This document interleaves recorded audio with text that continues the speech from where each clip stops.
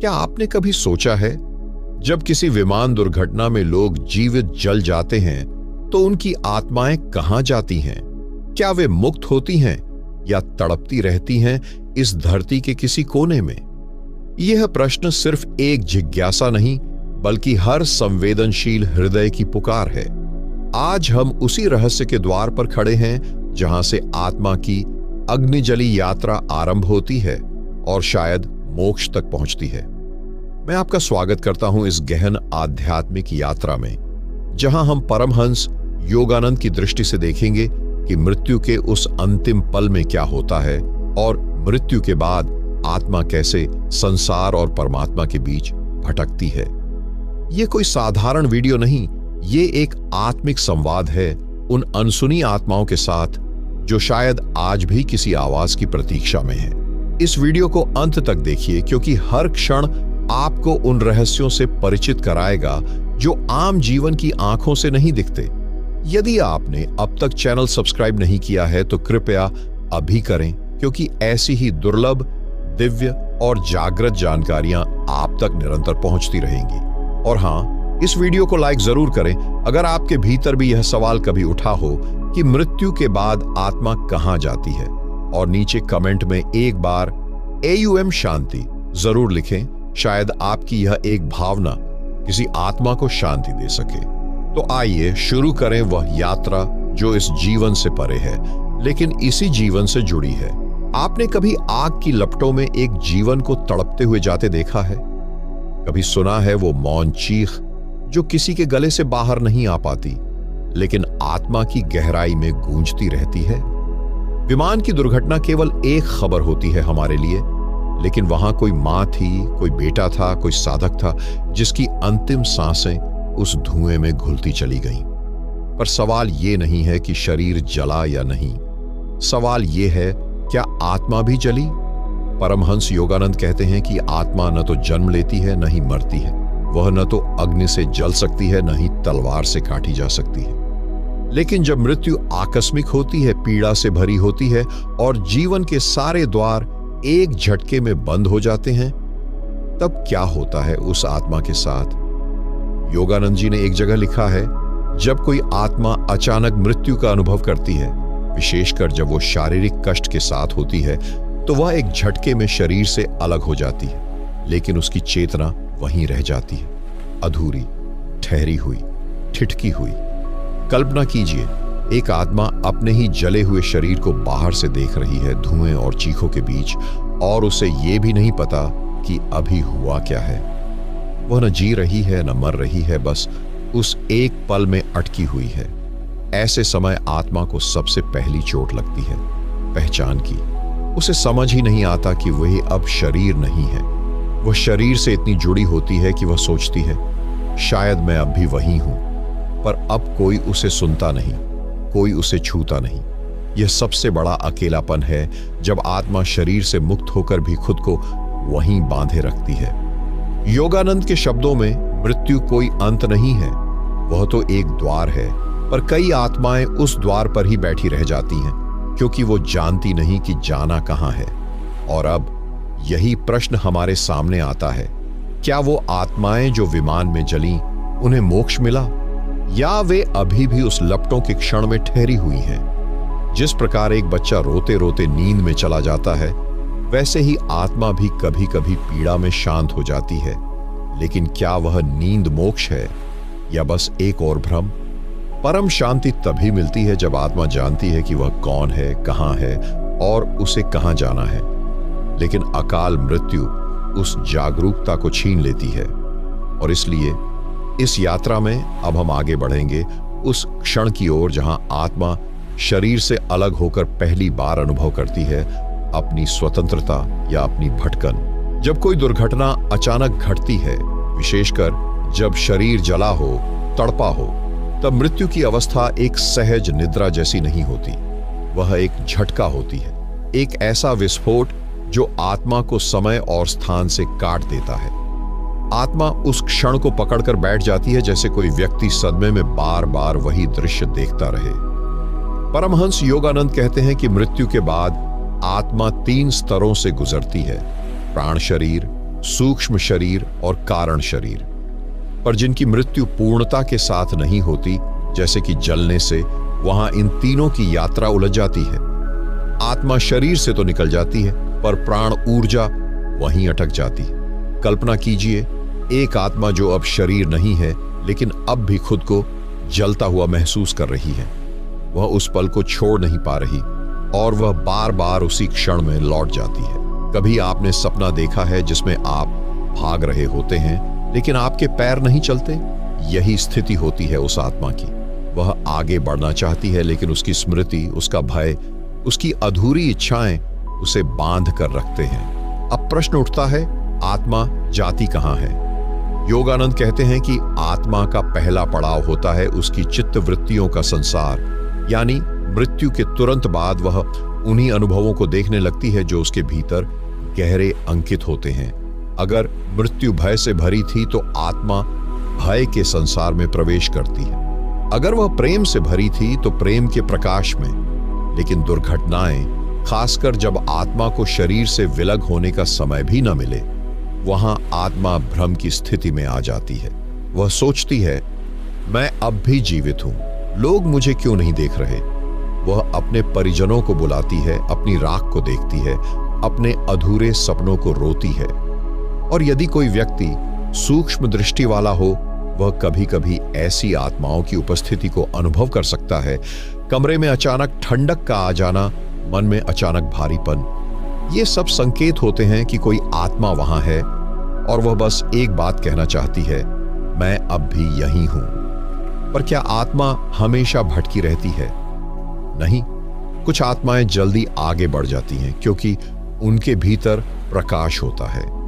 कोई साधना, कोई प्रेम, कोई पुकार उन्हें सहारा देती है। पर योगानंद यह भी कहते हैं, बिना साधना के, बिना आत्मबोध के आत्मा को मार्ग नहीं मिलता। वह अंधेरे में एक दरवाजा खोजती रहती है, लेकिन वह दरवाजा तभी खुलता है जब कोई भीतर से या बाहर से उसे पुकारे। इसलिए वह पहली यात्रा बहुत संवेदनशील होती है। वहां आत्मा को खुद पर भरोसा नहीं होता, न ही उस दुनिया की जानकारी जहां वह पहुंच चुकी है। कई बार वह पुरानी यादों, रिश्तों और दुखों में ही अटकी रह जाती है।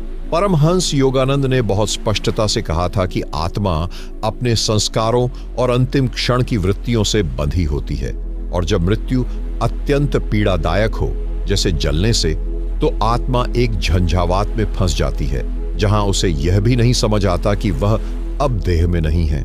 जब शरीर अचानक जले और आत्मा को देह त्याग की चेतना न मिले, तब वह एक तामसिक स्थिति में फंस जाती है। यह वह अवस्था होती है जिसे योगानंद इनकम्प्लीट सेपरेशन कहते हैं, अधूरा विलगाव। और अधूरा विलगाव ही आत्मा की भटकन की सबसे बड़ी वजह बनता है। ऐसी आत्माएं समय के बाहर होती हैं, लेकिन फिर भी समय को अनुभव करती हैं।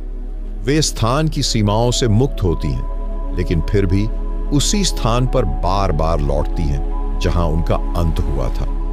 कभी विमान का मलबा, कभी अस्पताल का कमरा, कभी वो चेहरा जिसने आखिरी बार उन्हें देखा। आपने कभी सुना है किसी को यह कहते हुए, उस जगह पर अजीब सी ऊर्जा है? कभी कभी यह सिर्फ कल्पना नहीं होती, वह ऊर्जा सच में वहां होती है, क्योंकि आत्मा कोई गैस नहीं है, आत्मा चेतना है।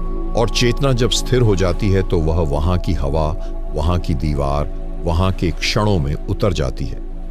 योगानंद कहते हैं, भटकती आत्माएं भूत नहीं होती, वे प्रेत नहीं होती, वे दुख हैं जो आकार ले चुके हैं, वे अधूरी कहानियां हैं जो अब कोई नहीं पढ़ता, लेकिन वे अब भी दोहराई जा रही हैं। उन आत्माओं की स्थिति भयावह इसलिए नहीं होती कि वे हमें नुकसान पहुंचाती हैं, बल्कि इसलिए कि वे खुद को नुकसान पहुंचा रही होती हैं, बार बार उसी पीड़ा में लौटकर। जैसे कोई बार बार एक ही दुःस्वप्न देख रहा हो और उससे जाग नहीं पा रहा। और सबसे बड़ी विडंबना यह है, ऐसी आत्माएं अक्सर उन लोगों के पास जाती हैं जिनसे उन्हें सबसे अधिक प्रेम था। वे अपनी मां को छूना चाहती हैं, लेकिन वह महसूस नहीं कर पाती। वे अपने बच्चे को पुकारना चाहती हैं, लेकिन उसकी नींद में बस एक बेचैनी भर जाती है। ऐसे में आत्मा के भीतर एक नई वेदना जन्म लेती है। अब वह सिर्फ शरीर से नहीं, अपनों से भी कट चुकी है, और यही वेदना उसे भटकाती है। पर क्या ऐसी आत्माएं हमेशा के लिए फंसी रहती हैं? नहीं। योगानंद कहते हैं, हर आत्मा के भीतर एक बीज होता है, प्रकाश का। वह भले ही राख में दबा हो, लेकिन वह बुझा नहीं होता। कोई प्रार्थना, कोई प्रेम, कोई चेतना उसे जगा सकती है, पर जब तक वह बीज नहीं फूटता, आत्मा अंधेरे में ही चलती रहती है। अब हम उस अंतिम छोर की ओर बढ़ते हैं, जहां आत्मा की पीड़ा धीरे धीरे शांति में बदल सकती है, जहां तड़पती चेतना एक ऐसी दिशा पा सकती है जिसे योगानंद ने मोक्ष का द्वार कहा है। पर क्या हर आत्मा को यह द्वार खुला मिलता है? क्या जो आत्माएं जलकर गईं, उन्हें भी वैसा ही मोक्ष प्राप्त होता है जैसे किसी शांत मृत्यु को? यहां उत्तर सीधा नहीं है, लेकिन सत्य से भरपूर है। योगानंद ने अपनी आत्मकथा में बताया है, आत्मा मुक्त होने के लिए केवल मृत्यु की नहीं, जागृति की मांग करती है। शरीर की मृत्यु आवश्यक है, लेकिन आत्मा की मुक्ति के लिए चेतना का जागना अनिवार्य है।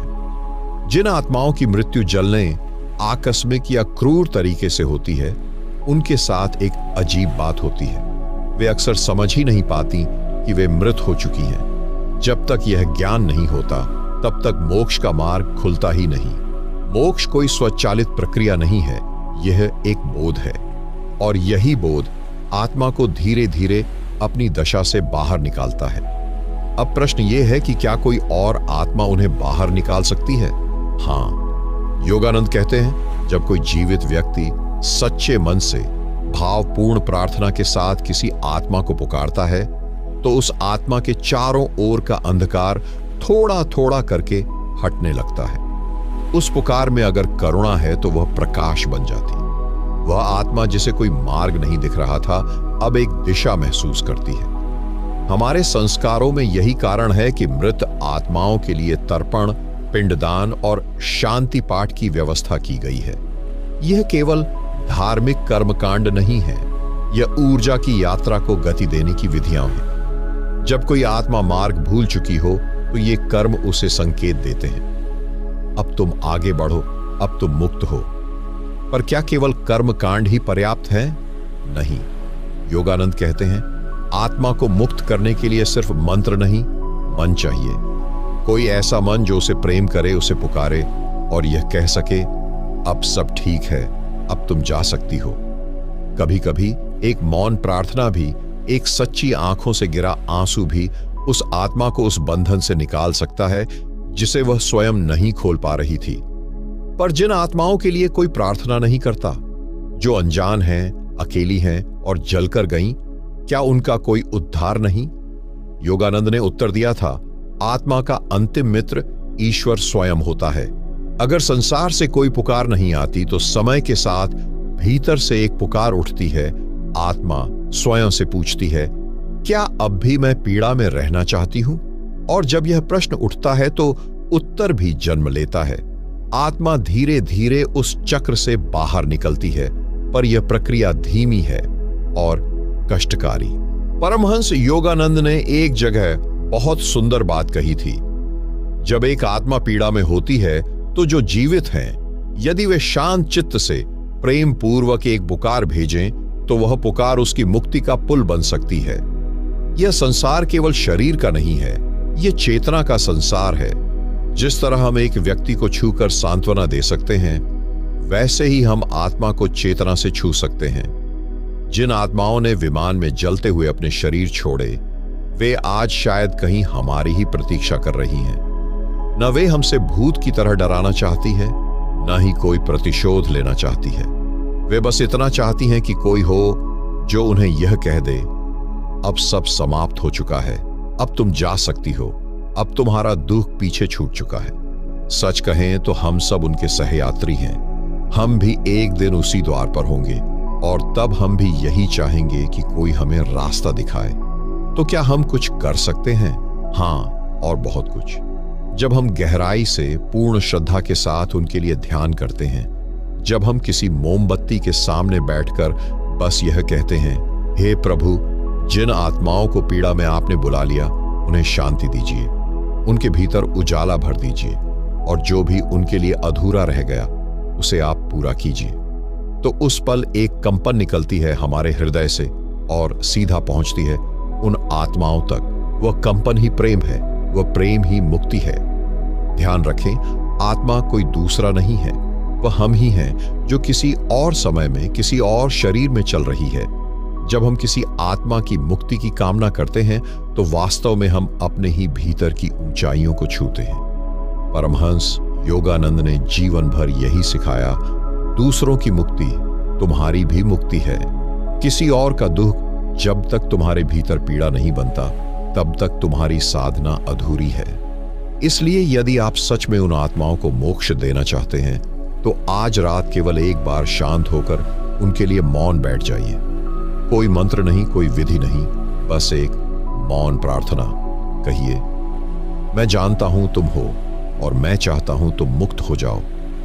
बस इतना ही, और आत्मा की यात्रा दिशा पकड़ लेती है। अब यह श्रृंखला यहीं नहीं रुकती। यहां से एक नई धारणा शुरू होती है, मृत्यु और आत्मा के उस विज्ञान की जिसे योगानंद जी ने सूक्ष्म संसार का विज्ञान कहा। अगले वीडियो में हम जानेंगे कि आत्मा मृत्यु के बाद किन लोकों में जाती है, उन लोकों की संरचना क्या है और साधना से कैसे हम अपनी मृत्यु को भी मोक्ष में बदल सकते हैं। यह केवल ज्ञान नहीं, एक जागरण है।